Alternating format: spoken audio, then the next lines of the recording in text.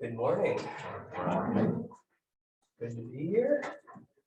Lots of folks here. Good to see you all. Folks on Zoom, hello. So today we have our annual meeting. So what we're going to do, same thing we do every year, I'm going to give a short Dharma talk, 15 to 20 minutes. And then we'll have a couple of minutes for a transition. Anyone who does not want to stay for the annual meeting and wants to go, you can get up and leave at that time. But I would encourage you to stay, even if you're new, even if you're not a member, if you'd like to find out a little bit about how things work here with the Sangha, I think you'll find it interesting. And our meeting will go to about 11 o'clock, and then we'll have tea for the folks on site here. So I thought that since I'm giving a short talk, this is a really good opportunity to talk about the figure that we have on our altar right behind me.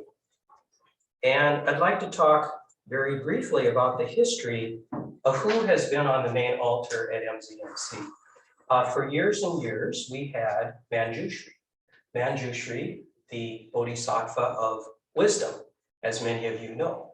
And if you're new, I can tell you that a Bodhisattva is a type of being that we recognize in Zen Buddhism, in Mahayana Buddhism, who is very, very spiritually advanced to the point where they could simply dwell in bliss forever and have no suffering whatsoever.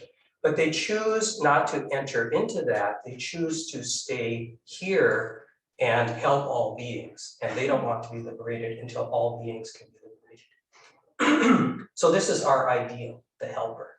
This is our ideal. And Manjushri is often pictured with a sword because he cuts through illusion. Sometimes he's pictured sitting on a lion. And for years we had a figure of Manjushri sitting on a lion. That figure is now up in Tim's office. And I love that figure because it's such a good image of equanimity in the midst of chaos. And Manjushri is often found on the main altar at Zen centers. And so we're in our 50th year now at MZMC. And I know Manjushri was on the altar in 93 when I got here. I suspect he's been there since the very beginning, which means probably for about 48 years we've had Manjushri on the altar. And he's really great. He's wonderful. But I can't help but notice that he's a male figure and symbols are important. And if you always have a male figure on your altar forever, it may kind of say something, especially since women historically have had some difficulties being treated equally by Buddhist institutions. And that has gotten much better. And it seems really good today. It seems like things are pretty equal. But there are still some imbalances. For instance, at MZMC, we have more male priests than female priests. I think that might get better because we have some folks interested in ordination, some women or non-binary folks interested in ordination. So I'm hoping that balance will change. And hi, come on in. And it's very likely that soon we will have a majority female board, which I think is wonderful. But given that we had this male figure for years and years, we thought it was time for a change. So when we built this new zendo, we put in a new figure, and that's Maha Pajapati, whom you see behind you. And Maha Pajapati was the Buddha's aunt, or aunt if you prefer. And she raised the Buddha after his mother died. And later she became ordained. And she, along with 500 other women, approached the Buddha and basically demanded to be ordained. And he resisted at first, but finally he gave in. So that's kind of a strange historical inequity. So Maha Pajapati has been wonderful. I've enjoyed bowing to her for quite a few months now. But we have a new female Bodhisattva figure we're going to install this morning. It seems like a better fit for this altar, you'll see. And we may continue to change figures from time to time. So we're going to do that now. I'm going to get up and I'm going to remove Maha Prajapati, and we will put her in a place of honor. And then Katie Albright, our Chedan, is going to bring in a new figure. Chedan is a temple office. The Chedan takes care of altars and ceremonies and things like that. So it's really appropriate that Katie would be the person to do this. So let's make the change, shall we?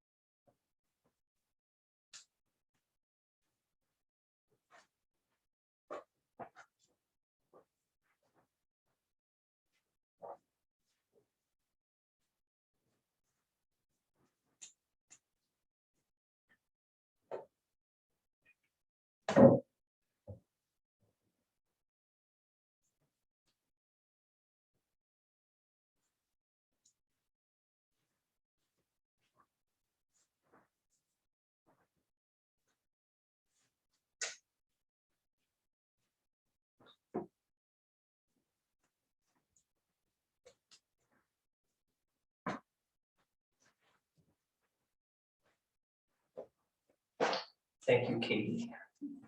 So this figure was a gift from Jerry Enright. And when we got this, we wondered, who is this? Who does this represent? We really didn't know. It was a bit of a mystery. And I worked with Rosemary on this. And Rosemary, she's out of town. I wanted her to be here so we could do this together, but kind of didn't work out. She may be here on Zoom. I hope so. But we were wondering, because there are all these female figures in Buddhism, is it Kuan Yin? Is it Maha Prajapati? Is it Prajna Paramita? Is it Tara? We didn't know. So I inquired at the Minneapolis Institute of Art, which has a great Asian collection.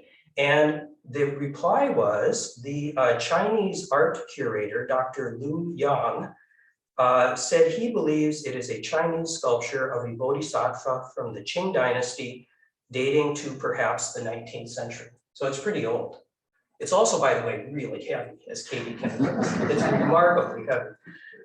So it's a bodhisattva, but which one? So I contacted Taigen Dan Layton, and many of you will recognize him as the author of Faces of Compassion, which is a book about bodhisattvas and their iconography. He knows a lot about that. He said, this beautiful statue is not a particular one of the archetypal bodhisattvas, but as often happened, simply a generic bodhisattva. As well as I can see, there does not seem to be an Amitabha Buddha in the headdress, so it is not specifically Avalokiteshvara Kuan Yin canon. I see no other specific identifiers of particular bodhisattvas. With bows and warm regards to all my friends at MZMC, Taigen Dan Layton, guiding teacher, Ancient Dragon Zen Gate, Chicago. So there you have it. It's a kind of generic bodhisattva. So where do we go with that? Do you need somebody specific up there? So Rosemary said, I'm getting to like the idea of it being all bodhisattvas. It's very American, I think, a melting pot bodhisattva. And I agree with that. I really like that. It's not a specific being. It's all bodhisattvas. It's Maha Prajapati, it's Kuan Yin, it's Tara, it's Prajna Paramita. It's not limited to being female or male or non-binary. It's mythic and it's actual. It's the bodhisattvas who started Zen Center. It's the bodhisattvas in this room. It's all the people I'm going to thank in a little bit during the annual meeting. And it's particularly female But it's also, I think, not limited by tradition or time or place. And it can remind us that we don't need for things to be things so much. Things are fluid. Things are not so easy to identify or pigeonhole or classify. They change all the time. And when we're interacting with them, we can be aware of that and know that what we're looking into deeply here is not something solid and fixed that can save us, but the understanding that everything moves all the time. So we don't need to be limited by our ideas of what a bodhisattva can be. And we can continually ask of this bodhisattva, who are you? Who are we? What is our role? What is it we should do? And we can constantly re-examine that. So we have all things together, just being here on the altar. And since there's a great variety of people in the world, and because we need to be open to seeing others, I think this is very important. So let this be a reminder of extending openness to all. We've come from a very specific tradition with its very specific icons, and I love that tradition and will adhere to it. But let this bodhisattva be a symbol of acceptance, of widening our idea of what our practice can be and who practices at MZMC. Everyone is welcome here. If we've made any assumptions, consciously or unconsciously, that have limited our capacity to be welcoming, that have limited our ideas of what our practice can be, let us deeply examine them and change them. So may this bodhisattva be not just a symbol of change, but part of a real, actual change in our Sangha. So that is my talk for this morning. And so what we're going to do now is take just a minute or two to, we're going to move a couple things around, and if anyone would like to leave at this time, that's fine. And we'll start our annual meeting in just a minute or two. Thank you so much.